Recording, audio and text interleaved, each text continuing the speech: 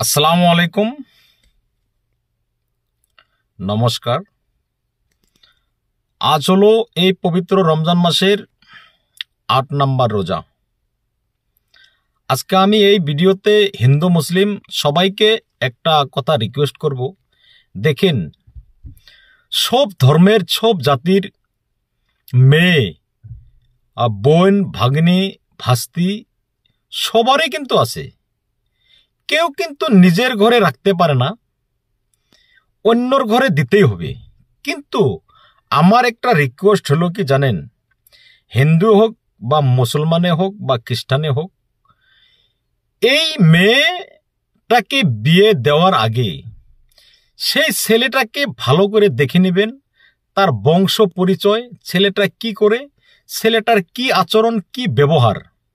তার কারণ দেখেন, আমরা টিভি চ্যানেলে, বাতরি কাগজে অনেক দেখেছি, অনেক ভালো ভালো মেয়ের জীবন নষ্ট হয়ে গেছে, বিয়ের ১-২ মাস পর মেরে ফেলেছে।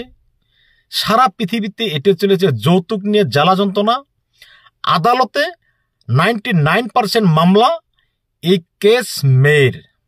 তাই বলছি, মেয়েদের গার্জিয়ানদেরকে বলছি, দয়া করে ভালো করে দেখাশোনা করে বংশ পরিচয় দেখে, ছেলের ব্যবহার দেখে তারপর মেয়েকে সেই ঘরে বিবাহ বা নিকা দিবেন।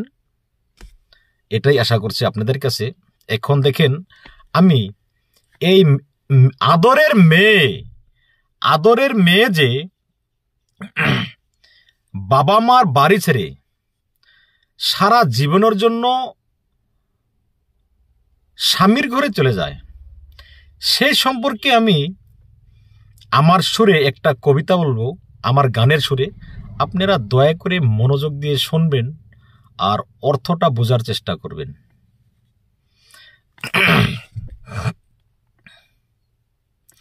বাবার বাড়ি, কবিতাটা হলো বাবার বাড়ি।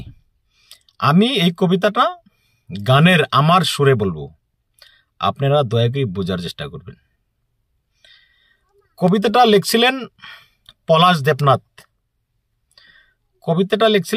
দেবনাথ। বাবার বাড়ি, একটা মেয়ের জীবন কাহিনী। বাবা মার কাছে একটা মেয়ে কত মহাব্বতের হয়ে থাকে, আর তাকে বিয়ে দেওয়ার পর কি হয়। তাই কবিতাটা আমি আমার গানের সুরে আমি বলবো, আপনারা দয়া করে শুনবেন আর অর্থ বুঝবেন।